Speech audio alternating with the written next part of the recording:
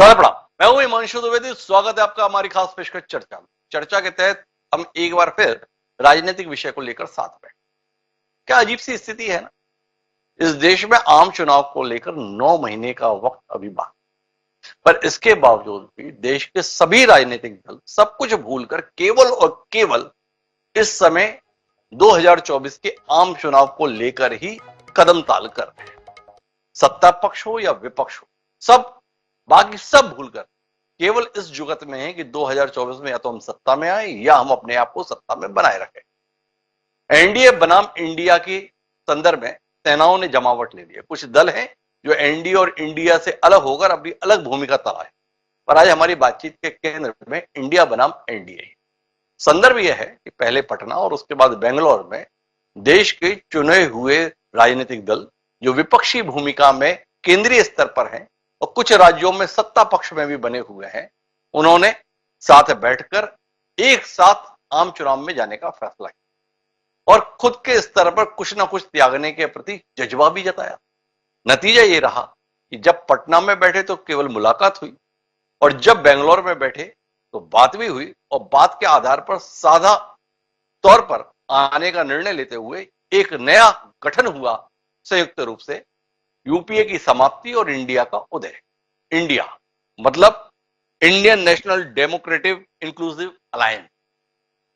26 दल इसका हिस्सा बने, जिसके केंद्र के तौर पर निश्चित रूप से भारतीय राष्ट्रीय कांग्रेस।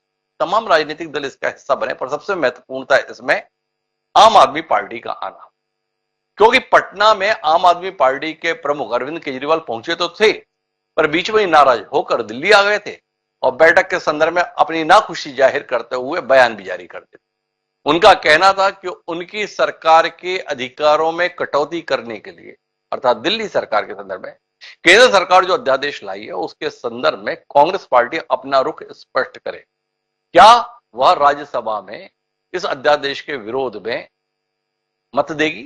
क्या वह आम आदमी पार्टी का साथ देगी? जब तक कांग्रेस इस पर अपना रुख तय नहीं करती है, तब तक हम ऐसी किसी बैठक का हिस्सा नहीं बनेंगे। कांग्रेस ने टालने की कोशिश की, लेकिन बेंगलोर बैठक से एक दिन पहले कांग्रेस नेतृत्व ने फैसला ले लिया कि हम आम आदमी पार्टी के इस मुद्दे पर आपके साथ खड़े रहेंगे। नतीजा यह रहा कि आप भी बेंगलोर पहुंच गया और इंडिया का हिस्सा भी बन गया। अब इंडिया का हिस्सा बनने के साथ में एनडीए और एनडीए के प्रमुख भारतीय जनता पार्टी ने आक्रामक तेवर दिखाए। प्रधानमंत्री नरेंद्र मोदी जो एनडीए के प्रमुख हैं सरकार के, उन्होंने सीधे तौर पर कह दिया आपसी स्वार्थ के तहत, परिवारवाद के तहत, भ्रष्टाचार के आरोपों से खुद को बचाने के तहत इन सबका जब गठ इकट्ठा हुआ है, ये साथ तो बैठ सकते हैं पर पास नहीं आ सकते हैं, पास हो सकते हैं पर साथ नहीं हो सकते हैं। तो कुल मिलाकर ये विरोध की बात समझ। लेकिन कमाल हो गया पंजाब में कांग्रेस मुख्य विपक्षी दल है, आम आदमी पार्टी की प्रचंड बहुमत से सरकार है। वहां कांग्रेस ने सीधे तौर पर इस गठजोड़ का विरोध कर दिया है। कांग्रेस का सीधे तौर पर कहना है हमें यह गठबंधन नामंजूर है। नामंजूरी भाजपा की तरफ से नहीं है, नामंजूरी कांग्रेस की ओर से। तो पहले ही कौर में मक्खी गिर गई। हमारे यहां जो कहावत है वो इंडिया के संदर्भ में कांग्रेस के अंदर से असंतोष का सुर आ गया है। दिल्ली का हमें इंतजार है। तो आज हम इसी पर बात करेंगे। कहां देश के सम्मुख कांग्रेस या विकल्प देने की कोशिश कर रही थी, देखो हम ही नहीं, हमारे साथ इतने राजनीतिक दल भी साथ आकर भाजपा को रोकने के लिए, नरेंद्र मोदी को रोकने के लिए, और इसलिए रोकने के लिए कि देश के लिए बेहद जरूरी है, आ गए हैं। पर यहां तो कांग्रेस में बिखराव के लक्षण दिखने लगे। तो आज हम इसी पर बात करेंगे, समझने की कोशिश करेंगे क्या कुछ ऐसा पंजाब में घटित हो रहा है जिसके चलते कांग्रेस के दिग्गज नेता, चाहे वो कांग्रेस के प्रदेश अध्यक्ष हों, चाहे कांग्रेस के नेता और विपक्ष के नेता की भूमिका निभा रहे सदन में, वहां तक खुलकर इस फैसले के खिलाफ आ गए। हमारे साथ इस चर्चा का हिस्सा बनने के लिए 4 खास मेहमान मौजूद, उनसे आपका परिचय कराएं और भारतीय राजनीति से जुड़े हुए इस महत्वपूर्ण घटनाक्रम पर कुछ तथ्य पर चर्चा करें। उससे पहले समय है आज के विचार सूत्र का। तो हमारा आज का विचार सूत्र भी संक्षिप्त है लेकिन स्पष्ट है। हमारा विचार सूत्र कहता है कि स्वार्थ प्रकृति का पहला नियम है। मर्विस डी साडे, फ्रेंच दार्शनिक के द्वारा यह बात कही गई। तो स्वार्थ प्रकृति का पहला नियम है। अब पंजाब कांग्रेस ने जो ये तेवर अपनाया है, या प्रदेश की भलाई के लिए अपनाया है, पंजाब वासियों की भलाई के लिए अपनाया है, या अपने राजनीतिक वजूद को बचाए रखने के लिए अपनाया? ये सवाल ध्यान में रखते हैं और चर्चा को आगे बढ़ाते हैं। हमारे साथ इस चर्चा का हिस्सा बनने के लिए 4 खास मेहमान मौजूद हैं। हमारे साथ किरणजीत सिंह गहरी जी हैं, प्रवक्ता हैं प्रदेश कांग्रेस पंजाब के। सूरज उपाध्याय जी हैं, जिस आम आदमी पार्टी को निशाने पर लिया हुआ है, गुस्ताख किस्म की सरकार चल रही है, उस आप पार्टी के प्रवक्ता हैं सूरज जी। हमारे साथ लोकेश नारंग जी हैं, भाजपा मंद मंद मुस्कुरा रही है और तमाशा देख रही है, उस पार्टी का प्रतिनिधित्व करने के लिए लोकेश जी। और इन सबके बीच में अपनी तटस्थ राय देने के लिए देश के वरिष्ठ पत्रकारों में शुमार प्रेम कुमार जी भी हमारे साथ। तो चर्चा की शुरुआत किरण जी आपसे जानना चाहते हैं कि आपकी पार्टी के तमाम शीर्षस्थ नेता सोनिया गांधी, मल्लिकार्जुन खड़गे, राहुल गांधी की मौजूदगी में 25 अन्य राजनीतिक दलों को इकट्ठा किया गया। उन्हें यह एहसास कराया गया कि देश बचाने के लिए हम सबका साथ आना जरूरी है, और उसी के तहत आम आदमी पार्टी को भी मनुहार करके साथ बिठाए गए और साथ लाने के लिए राजी किया गया। इतने बड़े नेताओं की साझा पहल पे पानी फेरने के लिए आप लोग इतने उतावले क्यों हो गए? क्यों प्रताप सिंह बाजवा, अमरिंदर सिंह वारिंग इतना खुलकर उस फैसले का विरोध कर रहे हैं जो फैसला खड़गे जी ने लिया, सोनिया जी ने लिया, राहुल जी ने लिया? अपने नेताओं को हैसियत दिखाने की ऐसा ही उतावलापन क्यों पंजाब कांग्रेस के नेता कर रहे हैं, समझना चाहते हैं। ऐसा कुछ भी नहीं है जी, ऐसा कुछ भी नहीं है जो र्यूमर फैलाया जा रहा है। एक र्यूमर है, ऐसा कुछ भी नहीं है। पंजाब कांग्रेस की पूरी लीडरशिप इकट्ठी है और पंजाब के लोगों की भलाई के लिए पंजाब कांग्रेस चर्चा करती है। जहां तक पार्टी हाईकमांड के फैसले पर है, तो पार्टी हाईकमांड के किसी फैसले पर कोई किंतु परंतु नहीं है। तो ये सिर्फ र्यूमर फैलाया जा रहा है, ऐसा कुछ भी नहीं है। हमारी पार्टी के पंजाब प्रदेश के अध्यक्ष अमरिंदर सिंह राजा वड़िंग जी और प्रताप सिंह बाजवा जी, हमारी पूरी कांग्रेस की जो टीम है, वो पूरी टीम एकजुट है। ऐसा कुछ भी नहीं है, ये सिर्फ र्यूमर जो है वो फैलाया जा रहा है। और पंजाब कांग्रेस पंजाब के लोगों के लिए लड़ रही है और पंजाब के लोगों की आवाज उठाएगी और उठाती रहेगी। हमारी पार्टी के प्रदेश अध्यक्ष ने इसको स्पष्ट कर दिया है। ऐसा र्यूमर फैलाया जा रहा है, ऐसी कोई बात नहीं है। मतलब आपका मानना है कि जो प्रताप सिंह बाजवा ने बोला, अमरिंदर सिंह वारिंग ने बोला कि आम आदमी पार्टी के साथ समझौता हमें मंजूर नहीं है, ये सारी बात गलत है। तो अब आप पंजाब में नेता प्रतिपक्ष का पद छोड़ने के लिए तैयार है, क्योंकि अब तो आप आम आदमी पार्टी के साथ ही हैं। आम आदमी पार्टी के साथ जुड़कर प्रदेश का और देश का दोनों का भला करेंगे। तो कुल मिलाकर उम्मीद करें कि अब नेता प्रतिपक्ष की भूमिका में अन्य दलों को अवसर दिया जाएगा। अब आप लोग तो आम आदमी पार्टी के साथ बैठने वाले नहीं, ऐसा कुछ भी नहीं है। देखो, ये स्टेट की प्रॉब्लम दूसरी है, नेशनल लेवल पे प्रॉब्लम दूसरी है। और स्टेट की प्रॉब्लम और नेशनल लेवल की जो प्रॉब्लम है, उस पे बहुत बड़ा अंतर है। और अभी बीजेपी जो केंद्र में है, सरकार चला रही है, और पूरे देश में जो बंटवारा किया जा रहा है, पूरे देश में जो ऐसा सिस्टम जो बन रहा है, जो मणिपुर की घटनाएं देख लीजिए, महिलाओं को जो नंगा कमाया जाता है, दर्दों के साथ पहुंचाना होता है, मतलब ये सारी चीजें हैं। तो देश की एकता और अखंडता को बचाने के लिए अगर नेशनल लेवल पर कांग्रेस पार्टी कोई फैसला लेती है, तो मुझे नहीं लगता कि हमारी पार्टी के लोगों को कोई किसी तरह का एतराज है। लेकिन जहां तक आम आदमी पार्टी के साथ गठबंधन का मुद्दा है, ये अभी स्टेट का कोई ऐसा मेरा ख्याल कोई मामला नहीं आया, क्योंकि स्टेट में state Congress party Punjab state के लोगों की आवाज उठाने के लिए सतबरा आवाज उठा रही है। हमारी पार्टी के प्रदेश अध्यक्ष ने और स्पष्ट कर दिया था, बाजवा साहब ने भी। मैं तो आपकी बात से बड़ा उलझन में हूं, और उलझन में इसलिए हूं कि आपकी पार्टी के नेता चिल्ला रहे हैं हमारे साथ में जुल्म कर रही है आम आदमी पार्टी की सरकार, हमारे नेताओं को प्रताड़ित किया जा रहा है। आपकी पार्टी की ओर से पूर्व उप मुख्यमंत्री ओपी सैनी को जबरिया जेल में डाल दिया गया है। जिन पर जेल में डाल देने के आरोप हैं, उनको गुलदस्ते दिए जा रहे हैं आपकी पार्टी के नेताओं के साथ। सच क्या है भाई? इसकी हम कड़े शब्दों में निंदा करते हैं। और इन जो कर रहे हैं पंजाब में आम आदमी पार्टी के लोग, मतलब सरकार उनकी जो कर रही है, उसके खिलाफ कांग्रेस पार्टी लड़ रही है। और हमारे प्रदेश अध्यक्ष ने स्पष्ट तौर पर कह दिया है कि हम अपने लोगों के लिए लड़ते रहेंगे, और जो नीति उन्होंने बनाई है तो कांग्रेस को दबाएंगे। कांग्रेस को ना कोई आज तक दबा सका है और ना ही कांग्रेस पार्टी को कोई दबा पाएगा, ऐसा कुछ भी नहीं है। हमारी पार्टी के प्रदेश अध्यक्ष अमरिंदर सिंह राजा बड़िंग और हमारे प्रताप सिंह बाजवा जी, हमारी पूरी जो टीम है, ये हमारे लीडर हैं जो बड़े सियाने हैं और सुलझे हैं और समझदार हैं।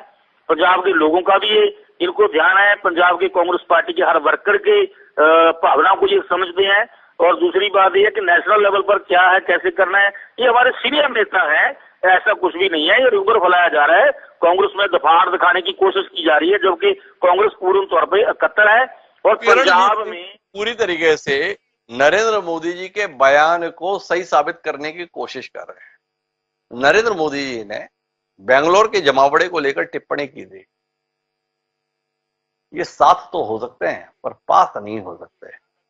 उन्होंने कहा एक दूसरे के खून को प्यासी पार्टियां क्या मिलकर देश के सम्मुख विकल्प बनेंगी। बोले केरल में लेफ्ट और कांग्रेस उनके प्यासे हैं। पंजाब शायद भूल गए थे मोदी जी।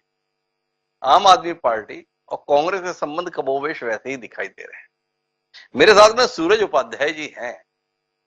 सूरज जी, केंद्रीय नेतृत्व जो कांग्रेस का उसको तो मना लिए, और पंजाब वाले आपसे कितने खफा हैं आप देख ही रहे हैं। आपको बख्शेंगे नहीं, आपको छोड़ेंगे नहीं कह रहे हैं। ऐसा जुल्म आप कर रहे हैं पंजाब में, पंजाब वासियों के लिए उन्हें लड़ना ही पड़ेगा। ऐसी जुल्मी पार्टी आप हैं, ऐसी जुल्मी सरकार आप, ऐसा कहने वालों के साथ बैठने के लिए आप तैयार हैं। थोड़ा समझेंगे सूरज जी, देश को क्या विकल्प देंगे आप लोग? हिमांशु जी, आम आदमी पार्टी का जन्म ही भ्रष्टाचार के खिलाफ लड़ते हुए हुआ और आम आदमी पार्टी की सरकार पंजाब में बनने के बाद अपने ही स्वास्थ्य मंत्री को जेल में भेजने का दम 75 साल के इतिहास में किसी और पार्टी ने नहीं किया, वो आम आदमी पार्टी ने किया। तो जो भ्रष्टाचार करेगा उसके खिलाफ कार्रवाई होगी, चाहे वो अपना हो चाहे वो पराया हो। तो इस पे आम आदमी पार्टी भ्रष्टाचार पे जीरो टॉलरेंस की बात करती है और हम उस पे कायम हैं। तो वो क्या बोल रहे हैं वो बहुत मायने नहीं रखता, क्योंकि एक तरफ तो आप पंजाब कांग्रेस के बयान को बता रहे हैं, दूसरी तरफ उनकी प्रवक्ता इस चीज को बोल रहे कि ऐसा कुछ नहीं है। तो आप समझ सकते हैं कि उनके ही बातों में बहुत सारी विरोधाभास है। और आम आदमी पार्टी जो ये अलायंस हो रहा है इंडिया, उस पे अलायंस जो है वो जनरल इलेक्शन को लेके है, ना कि असेंबली के इलेक्शन को लेके है। तो जनरल इलेक्शन और असेंबली के इलेक्शन में बहुत अंतर होता है, मुद्दों का अंतर होता है, बहुत सारी चीजें उसमें बदल जाती हैं। तो हम जो बात कर रहे हैं वो आम चुनाव को लेके है, और देश ने जिन आशा और विश्वास के साथ मोदी जी को चुना था, उस आशा और विश्वास पे पानी फेरने का काम मोदी जी ने किया। चाहे वो किसानों के खिलाफ काला कानून लाने की बात हो, नौजवानों को प्रति वर्ष 2 करोड़ नौकरी देने की बात हो, 67 सालों में 55 लाख करोड़ का कर्जा सारी सरकारों ने मिलकर लिया और मोदी जी ने अकेले 85 लाख करोड़ का कर्जा ले लिया। देश 45 साल के सर्वोच्च महंगाई पे खड़ी है। चाहे नौजवान हो, चाहे किसान हो, चाहे दलित हो, चाहे आदिवासी हो, किसी का विकास नहीं हो पाया। सारा देश मिलकर खोज रहा है कि विकास कहां है। विकास अदानी और अंबानी के पास है, बाकी किसी का विकास नहीं हो पाया। संवैधानिक संस्थाओं का चाहे वो गलत प्रयोग करना हो, चाहे ईडी हो, सीबीआई हो, जिनका प्रयोग वो अपने अनुसांगिक संगठनों के तौर पे करते हैं, या देश में कहीं भी सरकार बनाना हो तो विधायकों की खरीद फरोख्त करना हो, इन सारी समस्याओं को लेके दिल्ली में अध्यादेश के माध्यम से सुप्रीम कोर्ट के आदेश को बदलने की बात हो, हम उन सब चीजों के खिलाफ अलायंस कर रहे हैं, ना कि कहीं। मैं रोकना चाहूंगा सूरज जी, बात तो आप बहुत बड़ी बड़ी कर रहे हो, पर किया क्या था आपने? पटना गए थे, पूरी बैठक भी अटेंड नहीं की थी, भाग के चले आए और सीधे तौर पर कहा कि मेरे संदर्भ में जो अध्यादेश आया है उसमें समर्थन दो, सदन में विरोध के संदर्भ में तो मैं साथ हूं और नहीं तो मैं साथ नहीं हूं। ना आपने उस समय जनता की चिंता की, ना महंगाई की चिंता की, ना बेरोजगारी की चिंता की, ना लोगों के बदहाली की चिंता की। आपने चिंता की तो काहे की? मेरी सरकार की अधिकार संपन्नता की। तो अपनी अधिकार संपन्नता के विषय को लेकर इंडिया का हिस्सा बनूंगा और नहीं बनूंगा वाले कहने वाले आम आदमी पार्टी पंजाब के संदर्भ में क्या कहेगी? पंजाब की कांग्रेस बता रही है चीख चीख कर, इंतहा कर रहे हो जुल्म की, प्रताड़ित कर रहे हो, चुन चुनकर दुश्मनी निभा रहे हो कांग्रेसियों के साथ। क्या कहते हैं सूरज? हिमांशु जी देखिए, बयानों को लेके उस पर प्रतिक्रिया देना ठीक नहीं होगा। मैंने जैसा शुरू में ही बोला कि देश के इतिहास में पहली सरकार है जिसने अपने मंत्री के खिलाफ कार्रवाई किया। तो भ्रष्टाचार के मुद्दे पे अगर कोई कार्रवाई हो रही है तो बयानों के शब्दों को हम उसके पीछे जाएं तो गलत होगा। दूसरी चीज जिसकी बात कर रहे हैं कि अध्यादेश के खिलाफ, तो कोई भारत देश में ऐसा व्यक्ति मिलेगा गैर भाजपाई जो इस चीज को बोलेगा कि हां, जो केंद्र सरकार ने चुनी हुई सरकार के खिलाफ अध्यादेश लाया है, जब हम सर्वोच्च न्यायालय को सबसे ऊपर मानते हैं, उसके आदेश को पलटने का काम किया है, वो भी तब जब सुप्रीम कोर्ट छुट्टी पे जा रहा था। उस आदेश के 7वें दिन 4 बजे सुप्रीम कोर्ट छुट्टी पे जाता और 7 बजे अध्यादेश लाया जाता है। तो क्या चुनी हुई सरकार, हमको दिल्ली की जनता ने चुना है, हमारा वजूद दिल्ली से चालू होता है। तो अगर दिल्ली के जनता के साथ कोई कुठाराघात होगा तो सबसे पहले लड़ने के लिए वहां आएंगे और उसके साथ देश की भी चिंता करेंगे। तो पहले हम अपने प्रदेश की चिंता करेंगे, जहां से हमें दम मिलता है, उसके बाद देश की चिंता करेंगे। तो शायद वैसे ही पंजाब कांग्रेस भी कर रही है, भाई देश की चिंता बाद में कर लेंगे, इस प्रदेश के अंदर हमारा वजूद बचा रहा है, पहले इसकी चिंता कर लें। शायद इसलिए प्रताप सिंह बाजवा और वारिंग जी परेशान है, हैरान है। लेकिन इनकी परेशानी को लेकर भाजपा क्या सोच रही है, ये जानने में हमारी दिलचस्पी है। ये बताने के लिए बता लोकेश नारंग जी है, क्या कहते हैं नारंग जी इस तमाशे पर? देखिए हिमांशु जी, ये तमाशा तो सारा देश देख रहा है, तो इसमें मुझे कुछ ज्यादा कहने की जरूरत नहीं है। देखो मोटा मोटा तो आपने भी कह दिया कि जितनी पार्टियां हैं उन सबके प्रदेश स्तर पर आपस में विरोधाभास है, वर्कर की आपस में लड़ाई है, आपस में इनकी गुटबाजी है। पर क्योंकि आज 2 पार्टियों के प्रवक्ता है तो मैं अपनी बात 2 पार्टियों तक ही सीमित रखूंगा। देखो हम शुरू से कह रहे थे ये दोनों एक दूसरे की पूरक पार्टियां, एक की टीम है, दूसरी बी टीम है। और आज इस अलायंस ने ये साबित कर दिया कि ये दोनों एक दूसरे की ए और बी टीम है। तो जो मौका पड़ने पर, क्योंकि जब दिल्ली में आम आदमी पार्टी की पहली सरकार बनी तो उसको कांग्रेस ने, जिसको इसने हराया था, कांग्रेस के एमएलए ने सपोर्ट दिया। अब बात आ जाती है भ्रष्टाचार की। मैं इनकी बात का जवाब देने से पहले इनको विजय सिंगला पे एक जवाब दूंगा, क्योंकि जब बड़ा भाई साहब उसमें बोल रहे थे, मैं पंजाब से बिलोंग करता हूं भाई साहब, विजय सिंगला के केस में आपने इतना वीक केस बनाया कि उसको हाई कोर्ट ने बेल देते टाइम कहा कि इसमें है क्या। आपने उसको सिर्फ अरेस्ट किया था गोवा में वाह वाह करने के लिए, और उसमें कुछ नहीं हुआ। आपका फौजा सिंह सरारी, जिसकी अश्लील वीडियो मीडिया में है, यूट्यूब पर है, वो आज तक आपने उसके खिलाफ कार्रवाई नहीं करी।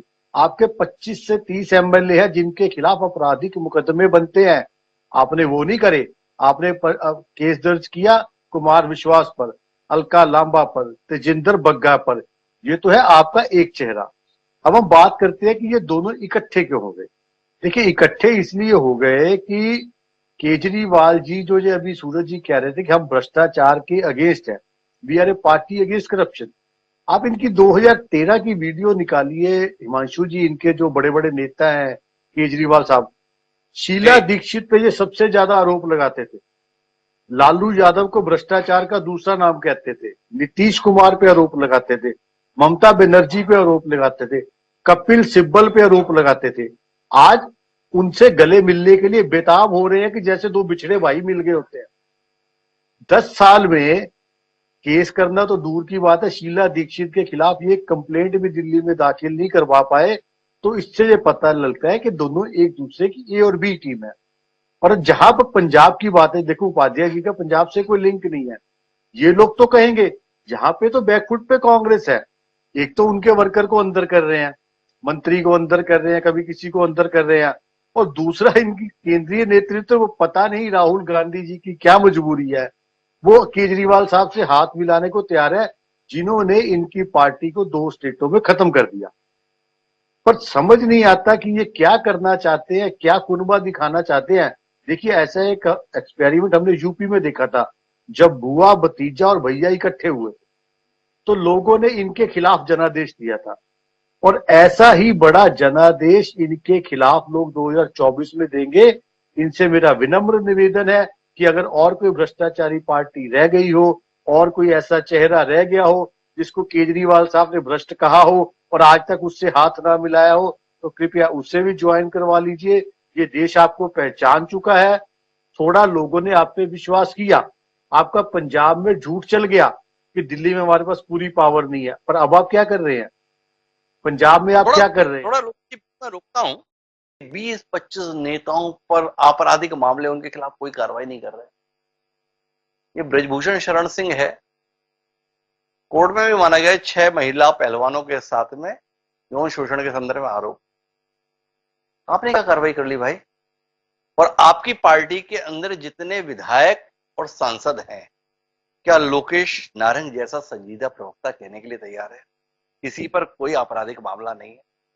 और सारे एकदम दूध से धुले हुए हैं और उसके बाद ही सदन में बैठे हुए। एक दूसरा, आपने कहा कि इन्होंने भ्रष्टाचार के आरोप लगा, उनके साथ गले मिल लिए। और बताया तो आपने भी था, आपके नेताओं ने भी था। Natural corrupt party NCP, 70,000 crore के घोटाले में लिप्त अजीत पवार, बड़े बड़े घोटाले करके बैठे हुए नारायण राणे, महा घोटालेबाज हेमंत बिस्वा शर्मा, शारदा स्कैम मामले में अभियुक्त मुकुल राय, गंभीर किस्म के आर्थिक मामलों में आरोपी शुभेंदु अधिकारी। नारायण जी, घुटन नहीं होती, बेचैनी नहीं होती? यह इस बात में गर्वित है कि हमारा माहौल, हमारा तरीका बाकी राजनीतिक दल भी देखिए कितने बेहतर तरीके से अनुसरण कर, मुग्ध हो जाते हैं आप अपने आप पे। जी देखिए, जहां ब्रिजभूषण का मामला है वहां दिल्ली पुलिस ने एफआईआर दर्ज करी, उसको कोर्ट ने बेल दे दी। मैं आपको ये कह रहा हूं कि पंजाब में हो सकता है, ये इनकी क्या मजबूरी है जो कांग्रेस के प्रवक्ता बैठे, मैं नहीं जानता। पंजाब में कांग्रेस के एमएलए पर तो केस किया जा रहा है। हम तो दिल्ली में अपने एमएलए पे केस कर रहे हैं ना, एमपी पे। पंजाब में इनके जो मंत्री हैं उनकी वीडियो आती है, आप उसका लेवल देखिए। लोकेश जी, बीच में आपने केस नहीं किया, कोर्ट ने हस्तक्षेप किया, तब एफआईआर दर्ज हुई। अपने आप को इतना बड़ा मत दिखाइए, इतना आप निष्पक्ष, इतने उदार, इतने ईमानदार।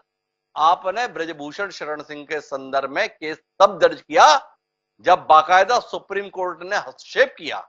सुप्रीम कोर्ट के दखल के बाद एफआईआर दर्ज हुई। महिला पहलवान जिन्होंने देश के लिए मेडल जीते सड़क पर बैठे रहे, आपने कोई कार्रवाई नहीं की। जी लोकेश जी, याद है ना? क्या भूल गए? सुनिए, उस केस में कोर्ट ने उसको बेल दे दी। अब मैं आपसे बात जो कह रहा हूं, आप मुझे 2 मिनट मेरी बात को सुनिए। पंजाब में इनके एक कैबिनेट मंत्री है जो अभी भी है, उसकी एक वीडियो सामने आई, ऑडियो सामने आई, जिसको गवर्नर ने भी कह दिया ये ऑडियो ठीक है। और वो ऑडियो क्या है कि वो मंत्री किसी लड़के के साथ अनैतिक कार्य कर रहा है। उसके बावजूद उसको एफआईआर दर्ज करना तो दूर, उसके खिलाफ आज तक कार्रवाई नहीं हुई। इनके मंत्री एमएलए हैं पठान माजरा, उनके खिलाफ 2 शादी की एफआईआर और लड़की धक्के खा खा के घर बैठ गई, कुछ नहीं हुआ।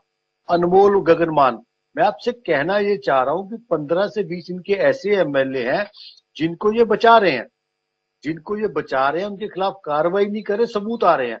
और विजय सिंगला पे शाबाशी ले रहे हैं, हमने अपना मंत्री अंदर कर दिया। आज वही मंत्री इनकी बैठकों में बैठ रहे हैं। अगर इनको पता है कि वो भ्रष्टाचारी है तो इन्होंने उसको आम आदमी पार्टी से निलंबित क्यों नहीं किया, उसकी विधानसभा सदस्यता खत्म क्यों नहीं कराई? देखिए, हम ऐसे तो नहीं करते ना जैसे ये कर रहे हैं। और अब आपकी दूसरी बात देखिए, जब राजनीति में आरोप प्रत्यारोप का दौर तो चलता है, जब कोई किसी पार्टी में आ जाता है तो उससे केस खत्म नहीं हो जाते। आप इस चीज को समझिए। अगर किसी पे कोई केस है और भारतीय जनता पार्टी में आने से वो खत्म हो गया, तो आप मुझे उसकी एक मिसाल दे दीजिए। कोई केस खत्म नहीं हो जाता। देखिए, केस एक अलग है, अगर किसी के ऊपर दर्ज है तो वो चलता रहेगा। आपका ज्ञानवर्धन कर देता हूँ लोकेश नारंग जी। क्या है, आपने सवाल कर दिए और आपको अनछुआ छोड़ दिया, ठीक नहीं होगा ना? माननीय अजीत पवार को जब आपने आधी रात को कह लें या सुबह ब्रह्म मुहूर्त में कह लें, वो मुख्यमंत्री पद की शपथ दिलाई थी ना 3 साल पहले, उसके 48 घंटे के भीतर ईओडब्ल्यू में दर्ज केस पर खात्मा लगा दिया था। पार्टी ने नहीं, सरकार ने। वो सरकार जिसमें 2 ही थे, देवेंद्र फडणवीस जी और अजीत पवार जी। पलट लीजिएगा पन्ने, आपके लिए थोड़ा जानकारी के लिए मुफीद हो जाएगा। आपने कहा था कि कभी बताइएगा, तो आपको बता दिया। अजीत पवार के संदर्भ में यह कार्रवाई हुई थी। बहरहाल मैं चर्चा को आगे बढ़ाता हूं, महत्वपूर्ण ये नहीं है। महत्वपूर्ण यह है कि क्या पंजाब से उठी हुई आवाज विपक्षी एकता के दावों को भोतरा नहीं कर देगी? क्या पंजाब कांग्रेस के द्वारा असहमति और असंतोष के जो स्वर बुलंद किए गए हैं, क्या उसकी कीमत विपक्षी एकता के साझा प्रयास को चुकानी नहीं पड़ जाएगी? तो इस पर मैं समीक्षा के लिए प्रेम कुमार जी के पास आना चाहता हूं। और प्रेम कुमार जी, आपसे जानना चाहता हूं, अनसुना कर दे पंजाब कांग्रेस की आवाज को, क्या यह गंभीर विषय है? आज पंजाब से उठा है, अभी दिल्ली से भी उठेगा, केरल से भी उठेगा, पश्चिम बंगाल से भी उठेगा, और यह आवाज जितनी बुलंद होती जाएगी, भाजपा के दावे और एनडीए की संभावना दोनों को और ज्यादा बेहतर बनाती जाएगी। जी जी, देखिए हिमांशु जी, ये दिक्कत तो है, जब गठबंधन होते हैं तो स्थानीय स्तर पर स्थानीय लीडरशिप के लिए बहुत मुश्किल होता है कि वो एकोमोडेट करे, खासकर वहां जहां आमने सामने की लड़ाई हो। पंजाब ऐसा प्रदेश है जहां बीजेपी से नहीं लड़ना है कांग्रेस और आम आदमी पार्टी को, एक दूसरे से ही लड़ करके वो वहां है।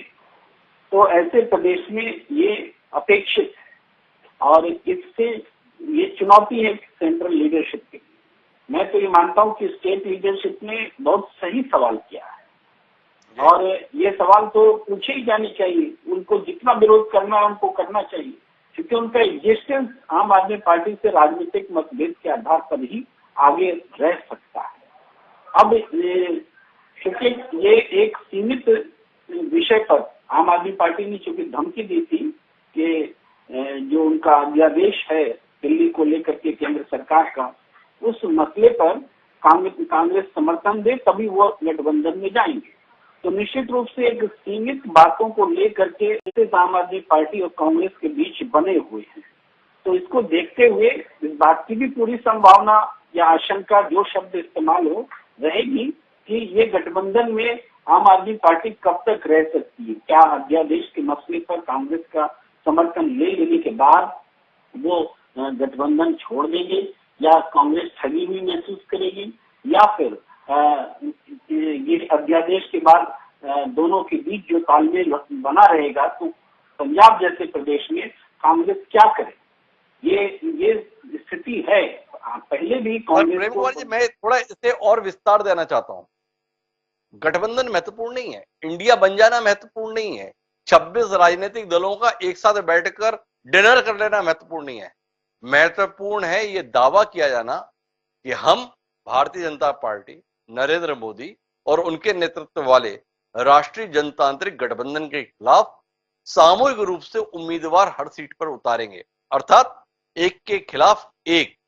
बताया जाता है इनके पास 40% वोट है, बट 60% वोट हमारे पास है, हम एकजुट हो जाएंगे तो इनको शिकस्त दे देंगे। आपसे जानना ये चाहता हूं, जब स्थानीय स्तर पर इस कदर का विरोध है, नाराजगी है, खिन्नता है, तो इस दावे पे यकीन कैसे करें? क्या पंजाब में आम आदमी पार्टी के उतारे हुए उम्मीदवार के लिए कांग्रेस के कार्यकर्ता काम करेंगे? क्या कांग्रेस का उतरा हुआ उम्मीदवार इंडिया के बैनर तले आम आदमी पार्टी के कार्यकर्ताओं का उपयोग कर पाएगा? और अगर नहीं कर पाएगा तो क्या ऐसे प्रयास को गंभीरता से देश की जनता के द्वारा लिया जाएगा? देखिए हिमांशु जी, सवाल तो बहुत महत्वपूर्ण है और जरूरी भी है इस सवाल का उत्तर मिले। एक बात मुझे लगता है कि पंजाब में अगर वास्तव में आने वाले समय में आम आदमी पार्टी और कांग्रेस मिल करके गठबंधन में रहना चाहती, तो उनको पंजाब जैसे प्रदेश में या फिर कांग्रेस जिन प्रदेशों में मजबूत है और आम आदमी पार्टी वहां है, वहां भी स्थानीय स्तर पर उनको सहयोगी बनाना पड़ेगा। ये नहीं चलेगा कि पंजाब में सरकार आम आदमी पार्टी की रहे और कांग्रेस प्रतिपक्ष रहे और फिर इंडिया में दोनों एक रहे। पंजाब में भी दोनों को सरकार में आना पड़ेगा। तो ये इस डिमांड का मतलब भी यही है, इस विरोध का मतलब भी यही है। और ये विरोध जितना प्रबल होगा, इस विषय पर उनको सोचना होगा। या तो मिलकर सरकार चलाइए, और नहीं तो अगर प्रतिपक्ष है तो फिर गठबंधन कैसे होगा? नेचुरल नहीं है। ये सवाल है। और प्रेम कुमार जी आ गए उस उलझन पर। प्रेम कुमार जी का कहना है कि कैसे चलेगा, तो जो सुझाव सुनील जाखड़ दे रहे हैं, पंजाब भाजपा के प्रमुख, कि भाई आप ट्रेजरी बेंच पर बैठो, विपक्ष की भूमिका के लिए अन्य दलों के लिए मैदान खाली करो। तो मैं किरणजीत सिंह वापस आपके पास आऊंगा। भाई देश के स्तर पर अगर गठबंधन को गंभीरता से लिया जाना है तो पंजाब में आपको आम आदमी पार्टी की सरकार के साथ आना है। कालीन बिछ रहा है आपके लिए या जेल के दरवाजे ही तैयार हैं आपके लिए?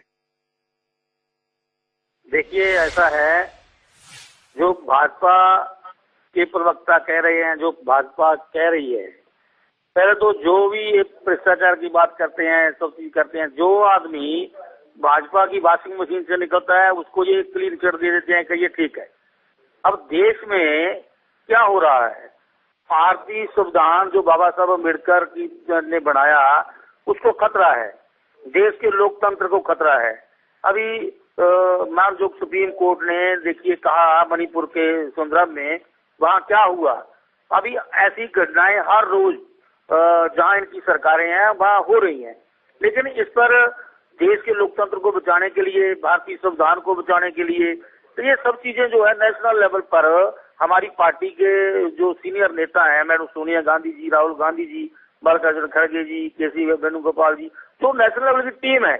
तो उन लोगों को देश की चिंता है, देश की एकता और अखंडता की चिंता है, और देश की एकता और अखंडता को बचाने के लिए अगर नेशनल लेवल पर कोई चीजें उनको डिस्कस की है तो अभी इसका समय है आगे उससे क्या होता है। लेकिन पंजाब में जो पार्टी के हमारे प्रदेश अध्यक्ष हैं अमरिंदर सिंह राजा वड़िंग जी, उन्होंने और प्रताप सिंह बाजवा जी ने स्पष्ट और रूप पर कह दिया है कि पंजाब के हितों के लिए, पंजाब के लोगों के लिए, पंजाब कांग्रेस के किसी वर्कर पर कोई जाति हो उसके खिलाफ हम आवाज उठाते रहेंगे। ये हमारी पार्टी के प्रदेश अध्यक्ष अमरिंदर सिंह राजा वड़िंग जी का स्पष्ट स्टैंड है। अभी इनकी मैं आज की अगर बात करें, हम तलवंडी साहब हल्का में पड़ता है रामा मंडी, अगर हम जाति की बात करें तो वहां पर इन्होंने अभी आम आदमी पार्टी ने क्या शुरू कर रखा है कि भाई नगर कौंसिल जितने हैं, कारपोरेशन है, उनके जितने हमारे काउंसिलर हैं, एमसी साहबान है, उनको डराना, धमकाना, उनको खरीदना, उन पर अपना मेयर सौंपना, अपना प्रेसिडेंट सौंपना, ये चीजें आम आदमी पार्टी ने जो शुरू कर रखी है इनके लोगों ने, उसका कांग्रेस पार्टी डट के विरोध कर रही है। आज भी रामा मंडी में रे किरण जी, कितनी गंभीर बात आपने कही। कितने घटिया लोग हैं ना ये, कितने अनैतिक तरीके से काम करते हैं, कितना अराजनीतिक व्यवहार कर रहे हैं, और ऐसे गलत हथकंडे अपनाने वाले आम आदमी पार्टी के साथ आपकी पार्टी के शीर्ष नेता गले मिल रहे हैं। नाराज नहीं है आप इस बात पे? ये देश की एकता और अखंडता को बचाने के लिए, देश की गरीब जनता को बचाने के लिए अगर नेशनल लेवल पर कोई डिस्कस हो रहा है, कोई बातचीत चल रही है, तो ये इससे बेहतर मैं क्या, सोनिया गांधी जी ऐसे नेता हैं, मैडम सोनिया गांधी जी एक त्याग है, त्याग की मूर्ति है। देखिए जब मनमोहन सिंह जी प्राइम मिनिस्टर बने, 10 साल सरकार रही कांग्रेस पार्टी की, तो उन्होंने त्याग किया। अभी कांग्रेस पार्टी के जो राष्ट्रीय हमारे नेता हैं मैडम सोनिया गांधी जी, राहुल गांधी जी, उनने जो मतलब देश को बचाना है, देश के लोकतंत्र को बचाना है, संविधान को बचाना है। किरण जी एक बात बताइए, देश को बचाने का ठेका केवल राहुल गांधी सोनिया गांधी ने ले रखा है क्या? पंजाब कांग्रेस की कोई जिम्मेदारी नहीं। आप बार बार देश को बचाने के लिए उन्होंने ऐसा किया है, पर पंजाब के संदर्भ में हम ऐसा करेंगे। भाई देश बनता किससे है? देश बनता तो पंजाब, मणिपुर, छत्तीसगढ़, राजस्थान, मध्य प्रदेश, ये सब जब इकट्ठे होते तभी तो देश बनता है, तभी तो देश बचेगा। तो क्या पंजाब में अपने हितों का त्याग करने के लिए देश की खातिर आप तैयार नहीं है? क्या आप देश को बचाना है इसके लिए कुर्बानी देने को तैयार नहीं है? और तीसरा और महत्वपूर्ण सवाल यह है कि जो आरोप आप भारतीय जनता पार्टी पर देश के संदर्भ में लगा रहे हैं कि इन्होंने कितना बुरा काम किया है, उतना ही गंभीर आरोप पंजाब के संदर्भ में आपके द्वारा आम आदमी पार्टी की सरकार के संदर्भ में लगाया जा रहा है। तो ऐसे गलत लोगों के साथ जुड़कर देश कैसे बचेगा भाई? ये तो इतने गलत लोग हैं, आप बता रहे हैं। कैसे अनैतिक हथकंडे अपनाकर काम कर रहे हैं, कैसे निर्दोष लोगों को प्रताड़ित कर रहे हैं, कैसे विरोधियों को जबरदस्ती जेल में डाल रहे हैं। भाई यही आरोप तो आप भाजपा पे लगाते हैं, तो फिर जाके इतने गलत लोगों के साथ आपकी पार्टी के बड़े नेता हाथ मिला रहे हैं, आप रोकेंगे नहीं? स्टेट के लोगों पर अत्याचार कोई करेगा उसको किसी भी कीमत पर बर्दाश्त नहीं किया जाएगा, चाहे वो किसी भी पार्टी के लोग हो, किसी भी सरकार के लोग हो। तो अगर देश के लिए कोई मामला है वो अलग मैटर है, नेशनल लेवल पर आज देश को बचाने की जरूरत है, लेकिन पंजाब के हितों पर कहीं भी किसी भी कीमत पर समझौता हमारी पार्टी के प्रदेश अध्यक्ष ने स्पष्ट कर दिया है कि किसी तरीके का हम लोग जो है उसको आवाज को दबने नहीं देंगे। जबर जुल्म के खिलाफ कांग्रेस पार्टी की बड़ी उलझन है, करें तो करें क्या? अब फैसला नेशनल लेवल ने लिया है, वो प्रवक्ता है, उसका विरोध कर नहीं सकते, और प्रदेश नेतृत्व जो बोल रहा है उसके खिलाफ भी बोल नहीं सकते। तो किरण जी, आपकी परेशानी मैं समझ रहा हूँ, लेकिन मुझे लगता है सूरज उपाध्याय जी बड़ा अपमानित महसूस कर रहे होंगे अपने आप को। कैसे लोगों के साथ बैठना पड़ रहा है ना सूरज जी आपको? कितने घटिया आदमी हैं आपकी पार्टी के नेता, ऐसा किरण जी बता रहे हैं। किस तरीके के अनैतिक हथकंडे आपकी पार्टी पंजाब में अपना रही है, किस तरीके का गलत काम आपकी पार्टी सरकार में आने के बाद पंजाब में कर रही है, ये कांग्रेस के प्रवक्ता बता रहे हैं। उस कांग्रेस का डिनर खाने की मजबूरी आपके नेताओं को उठानी पड़ रही है। क्या कहते हैं सूरज जी? अध्यादेश एक बार राज्यसभा में निपट जाए फिर बताते हैं। शब्दों का माया जाल है सर कि कितने घटिया लोग हैं, क्या मजबूरी है, तो शब्दों से आप माला पहना लो, हार पहना लो, बेइज्जत कर लो, ये अपनी कला है। लेकिन मैंने जैसा शुरू में ही कहा कि भ्रष्टाचार के खिलाफ लड़ते हुए पार्टी का उदय हुआ, अगर कोई वहां भ्रष्टाचार कर रहा है तो उसके खिलाफ कार्रवाई हो रही है। अरे एक बार रुको यार, क्या है आप इतनी बार अपना भ्रष्टाचार के खिलाफ लड़ाई के संदर्भ में बात कर लिए, आप ऐसी मिसाल कायम किए, वो सत्येंद्र जैन भ्रष्टाचार के मामले में तिहाड़ जेल में कितने महीने रहे हम लोगों को याद नहीं है, पर मंत्री बन के रहे। ऐसा नायाब उदाहरण भी आपने ही देश में प्रस्तुत किया। आप बोल रहे थे ना कि हम पहले हैं 75 साल में जिसने अपने मंत्री को जेल भेज दिया। आप ऐसे कमाल की पार्टी हैं जिसका मंत्री भ्रष्टाचार के गंभीर मामलों में महीनों तक जेल में रहा, फिर भी मंत्री का दर्जा प्राप्त करके बतौर मंत्री रहा, जिसको हाईकोर्ट सुप्रीम कोर्ट जमानत देने के लिए तैयार नहीं हुआ मामलों की गंभीरता को देखते हुए, उसको मंत्रिमंडल से हटाने का साहस आपकी पार्टी ने दिखाया। और फिर इसका बोल रहा है हम तो भ्रष्टाचार के खिलाफ ही लड़ने वाले लोग हैं। भ्रष्टाचार के खिलाफ आपकी लड़ाई को तो हमने देखा है। उसके बाद मनीष सिसोदिया जी, वो भी मंत्री रहते हुए तिहाड़ की शोभा बढ़ाए, बड़ी मुश्किल से उनके इस्तीफे आए। क्या कहते हैं आप? इसके बावजूद आप इतना दावा कैसे कर लेते हैं? वो हुनर थोड़ा हम लोगों को भी तो सिखाइए। देखिए सर, आपसे मैं पूछना चाहता हूं कि सत्येंद्र जैन जी पे जो आप बात कर रहे हैं कि बहुत गंभीर आरोप हैं, वो आरोप क्या हैं? और आज तक चार्जशीट दाखिल क्यों नहीं हो पाई? आज तक मनीष सिसोदिया पे चार्जशीट दाखिल क्यों नहीं हो पाई? पहली चीज। दूसरी चीज कि आपने उनके घर पे, उनके दफ्तर पे, उनके पैतृक गांव पे जाके छापा मारा। भारत देश के इतिहास में जब भी ईडी, सीबीआई, आईटी कोई छापा मारती है तो 1 लाख रुपए बरामद किए, 1 करोड़ बरामद किए, 100 करोड़ के चल संपत्ति बरामद किए, वगैरह वगैरह होता है। मैं आपके माध्यम से ईडी, सीबीआई और देश की जनता, प्रधानमंत्री मोदी से पूछना चाहता हूं कि सत्येंद्र जैन जी और मनीष सिसोदिया की यहां से कितनी रिकवरी की गई? क्या ये बता सकते हैं? देश का कोई भी बंदा बता दे। 0 रिकवरी है। आपके सवाल का बेहद सम्मान, पर आप मेरे एक मासूम सवाल का उत्तर दीजिए ना। इतने ही बेकसूर आपके नेता, इतने ही बेकसूर ये मंत्री, निरपराध मामले में जेल में ठूस दी गई ये मंत्री, ये देश की अदालतें बिक गई हैं क्या? भाई आपने जमानत की तो बड़ी कोशिश की, मिली नहीं। बहुत थकने के बाद स्वास्थ्य कारण से इलाज कराने के लिए सत्येंद्र जैन जी को मिली। मनीष सिसोदिया अभी भी जेल में है। अदालतें उनकी मासूमियत को स्वीकार करने के लिए तैयार नहीं। थोड़ा बताएंगे सूरज जी? ये सरकार तो आपके अनुसार किसी मतलब की है ही नहीं, प्रताड़ित करने वाली है विरोधियों को, पर ये अदालतें क्या कर रही हैं, इस पर आपकी टिप्पणी मिले। और जो बात आप इनके संदर्भ में यहां कह रहे हैं ना, किरणजीत सिंह जी या उनकी पार्टी के तमाम नेता ऐसे ही आक्षेप पंजाब के संदर्भ में आपकी सरकार पर लगा रहे हैं। आप भी अपने राजनीतिक प्रतिद्वंदियों को ऐसे ही निपटाने की कोशिश कर। वो उनकी भी तबीयत बहुत खराब है, जिनका नाम ओपी सोनी है। फिर भी आपने उनको जेल में डाल दिया है। बहुत नाराज है कांग्रेस। आपको उनकी नाराजगी का पता नहीं क्या? सूरज जी, देखिए, सत्येंद्र जैन वाले मामले में ईडी के जब जमानत का नंबर आया तो ईडी ने हलफनामा प्रस्तुत किया कि मुझे यह जज नहीं चलेगा। लोग अपील करते हैं, वहां तक तो समझ में आता है। अब संस्थाएं अपील करना चालू कर दी कि मुझे ये जज नहीं चलेगा। मैं तो पूछ रहा हूं ना कि रिकवरी क्या की हो वो बता दो। आप किसी के कहने पे, और ईडी में चार्जशीट सम्मिलित करने का कोई भी तारीख, कोई भी समय सीमा निर्धारित नहीं है, जिसका फायदा उठा के लगातार हमारे लोगों को परेशान कर रहे हैं। मैंने एक सवाल उठाया, उसी को आपने आगे बढ़ाया। जिस हेमंत बिस्वा शर्मा के खिलाफ इन्होंने बुकलेट जारी किया, कहां है वो जांच? जिस नारायण राणे के खिलाफ, जिस अजीत पवार के विरोध में, जिस शुभेंदु अधिकारी के विरोध में इन्होंने आरोप पत्र जारी किया, वो जांच कहां है? और 9 साल में इस पर तो अपनी बात हो गई, उस पर तो लोग नारंग जी निरुत्तर हो गए। अब उसे वापस दोहरा के आप क्या हासिल कर रहे हैं?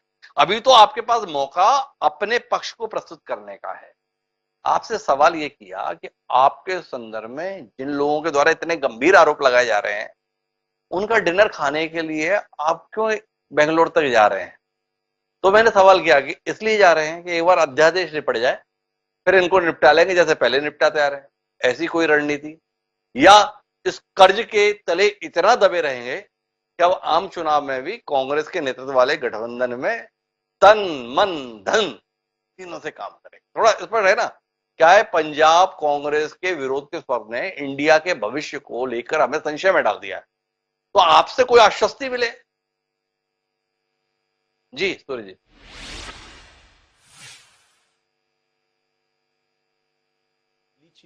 दूसरी चीज, देश की 35% जनता ने मोदी जी को चुना है, 65% जनता ने मोदी जी को नहीं चुना है।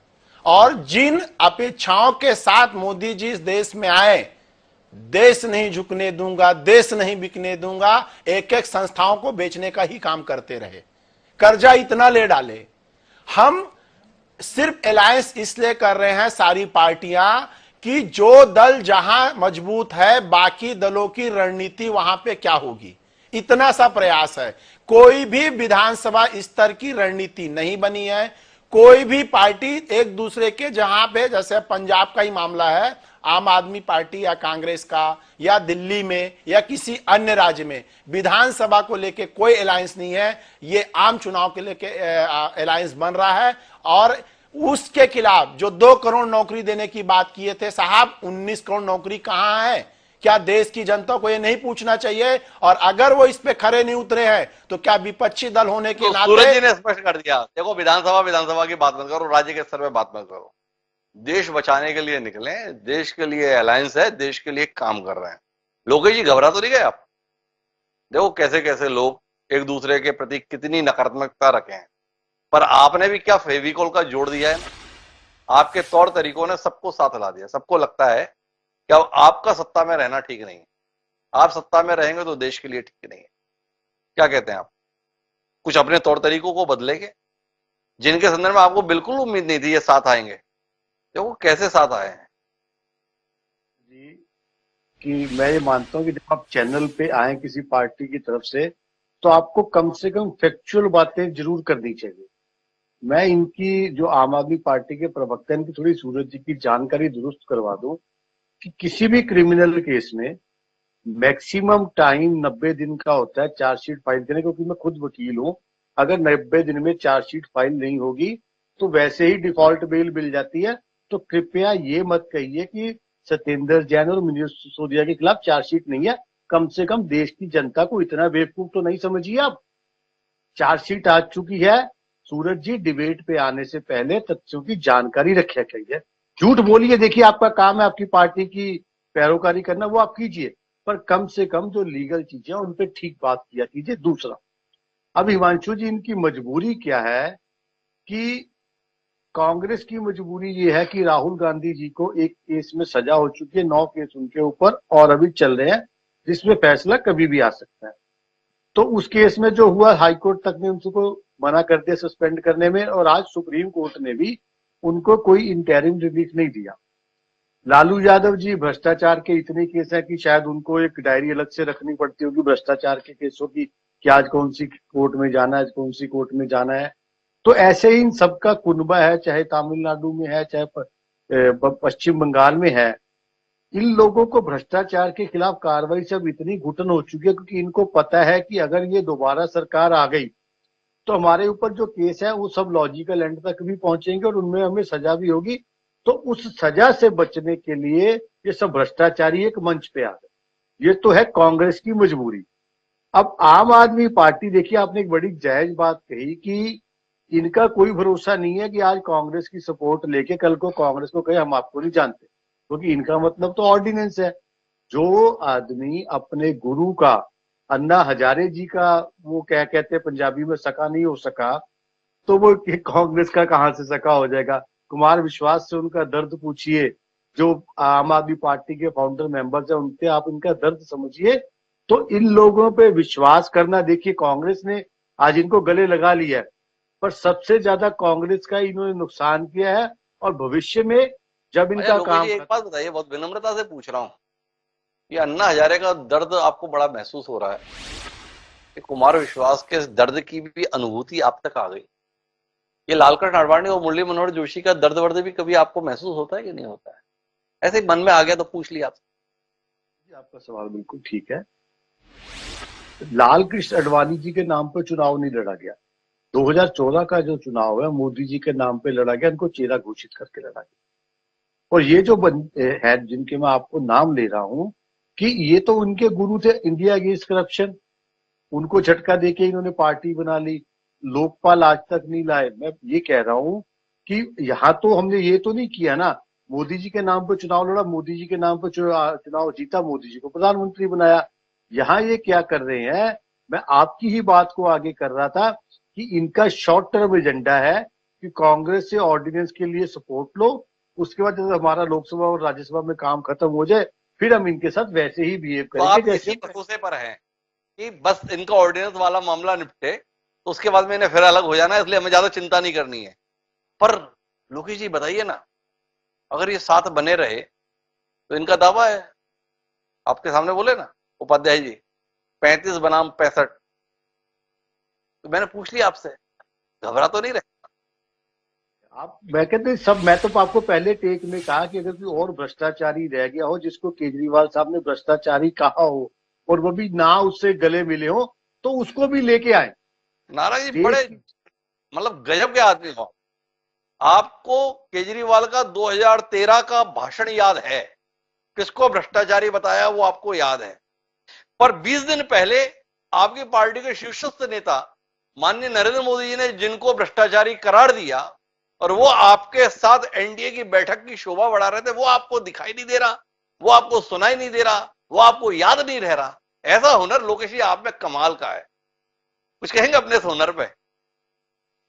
हिमांशु जी, लोकतंत्र में जनता सर्वोपरि होती है और चुनाव में जो जीतता है वही भी हीरो होता है। 35% ने जिताया या 65% ने जिताया, जो पीएम बनता है वो सबका पीएम होता है और जनता इनको बताएगी। एक एक्सपेरिमेंट ये पहले कर चुके हैं, बुआ भतीजा और बबुआ, ये दो लड़कों की, यूपी वालों की जोड़ी। अब यूपी वाले लड़के की जगह ये समझ लीजिए कि ये दिल्ली हरियाणा का मिक्स केजरीवाल साहब आ गए। तो ये जोड़ियां इन्होंने पहले भी एक्सपेरिमेंट किए हुए हैं, पुराने अलायंस भी कर चुके हैं और जनता सर्वोपरि है। और मेरा ये मानना है कि जनता इनको 2023-24 में सबको अच्छा जवाब देगी, सबको अच्छा जवाब देगी। तो मैं आखिरी बातचीत के लिए वापस प्रेम कुमार जी आपके पास आता हूं और आपसे समझना ये चाहता हूं कि आपको नहीं लगता है कि अगर पार्टी के शीर्ष नेताओं ने इन बयानबाजियों को समय रहते नहीं रोका तो केवल इंडिया नाम ही रह जाएगा, पर इंडिया के अंदर जैसे खंड खंड होने के संकट है ना, वैसा संकट इन दलों के संदर्भ में भी बना ही रह जाएगा और एनडीए से मुकाबला करने का दावा केवल दावा ही रह जाएगा। क्या कहते हैं प्रेम कुमार जी, आशंकित नहीं हुए आप? जी बिल्कुल द्विवेदी जी, देखिए ये एक गठबंधन के तौर पर इंडिया के लिए एक संक्रमण काल है। आम आदमी पार्टी से अलायंस जो हुआ है एक नई बात है और इसकी प्रतिक्रिया पंजाब में देखने को मिल रही है। तो और प्रतिक्रिया हम बोल रहे हैं कि स्वाभाविक है, ये होगी ही। तो इसको लेकिन कैसे टैकल करती है कांग्रेस पार्टी, ये महत्वपूर्ण होगा। इसके लिए हो सकता है कि कांग्रेस के कुछ नेता पार्टी भी छोड़े, लेकिन कांग्रेस को नेशनल पर्सपेक्टिव में जाना है और इस ऐसे नुकसान को झेलना है और फिर भी गठबंधन बनाए रखना है। ये एक सोच दिखलानी पड़ेगी और स्टेट लीडरशिप जो जितना विरोध कर सकती है नेचुरल, उसको विरोध करना चाहिए। रह सकती है पार्टी में तो पार्टी के लीडरशिप को मान करके रहना होगा। अलग होना है तो वो भी आपको फैसला करना होगा, वो इंडिविजुअल लीडरशिप करेंगे। ये संक्रमण काल कहलाता है, हर पार्टी में होता है। आप बीजेपी जैसी पार्टी में तब नहीं होता है जब वो किसी के साथ में गठबंधन में चली जाती है, लेकिन हाँ गठबंधन के जब इतना बड़ा। प्रेम कुमार जी, एक आखिरी सवाल लेना चाहूंगा। जिस समय आम आदमी पार्टी को इस गठबंधन का हिस्सा बनाने की बात हो रही थी, दिल्ली इकाई और पंजाब इकाई ने तभी विरोध किया था। क्या आप नहीं मानते हैं कि कांग्रेस हाईकमान ने अपनी इकाइयों के विरोध की अनदेखी की? उसने इन इकाइयों को विश्वास में लिए बगैर गठबंधन के संदर्भ में कदम आगे बढ़ाए, इसलिए उसे सार्वजनिक रूप से उपास का पात्र बनना पड़ रहा। क्या कहते हैं आप? एक लोकतांत्रिक पार्टी होने का दावा करने वाले दल ने अपने यहां की आवाज को अनसुना किया, इसलिए सार्वजनिक बेइज्जती का सामना करना पड़ा। देखिए, दिल्ली में इस किस्म का विरोध नहीं है जिस किस्म का पंजाब में विरोध है, और पंजाब में इस किस्म के विरोध के जो कारण है, आलाकमान से लगातार असंतोष रहा है। चाहे नवजोत सिंह सिद्धू हो, चाहे चरणजीत सिंह हो, चाहे सुनील जाखड़ जो हट गए वो हो, कैप्टन अमरिंदर सिंह हो, ये लगातार आलाकमान को वहां पर प्रतिरोध का सामना करना पड़ा इन फैसलों से। तो इस कारण से एक और फैसला आया, उस पर भी वैसी प्रतिक्रिया हो रही है। तो इसलिए हम ये मानते हैं कि दिल्ली और पंजाब में ये बड़ा फर्क है। दिल्ली में विरोध के बावजूद कोई लीडरशिप से बगावत की स्थिति या वैसी भाषा में नहीं है, लेकिन पंजाब में ऐसी स्थिति देखने को मिल रही है। ये चुनौती है कांग्रेस में, ये चुनौती है कांग्रेस के लिए। तो कुल मिलाकर हम बातचीत के मर्म पे पहुंचे तो देश के तमाम भारतीय जनता पार्टी के विरोधी राजनीतिक दल देश को यह विश्वास दिलाने की कोशिश कर रहे हैं कि वह वैकल्पिक राजनीति करने के लिए तैयार है और स्वयं को विकल्प के तौर पर प्रस्तुत कर, पर देश का भरोसा जीतने की कोशिश कर रहे ये राजनीतिक दल अगर अपनी इकाइयों का ही भरोसा जीत पाने में नाकाम रहेंगे तो देश का भरोसा जीतेंगे कैसे? ये सवाल उठ खड़ा हुआ है। क्या पंजाब से आई हुई आवाज को ये 26 राजनीतिक दल गंभीरता से लेंगे और ये सुनिश्चित करेंगे कि पंजाब से पहली बगावत की आवाज भले ही आई हो पर ये आवाज आखिरी भी? अगर ये आवाज आखिरी नहीं हुई तो 2024 में इस इंडिया की धमक और चमक को लेकर सच्चे रहना तो होगा। क्या इंडिया इससे उबर पाएगा? देखेंगे। बहरहाल आप सभी मेहमानों का बहुत बहुत धन्यवाद इस चर्चा का हिस्सा बनने के लिए। समय है अब आज के शेर का। तो हमारा आज का शेर इन्हीं हालात को लेकर कहता है कि मुसाफिरों में अभी तलखियां पुरानी, मुसाफिरों में अभी तलखियां पुरानी है, सफर नया है मगर कश्तियां पुरानी। तो आम आदमी पार्टी और कांग्रेस के बीच का ये द्वंद्व पहला जरूर है, पर अभी कई कश्तियां ऐसी हैं जिनके परस्पर टकराने का अंदेशा है। क्या इस टकराहट के अंदेशे को ये दल टाल पाएंगे? इंतजार रहेगा जाने। बहरहाल अब मुझे दीजिए इजाजत। सोमवार को फिर मिलेंगे नए विषय के साथ, तब तक के लिए सादा।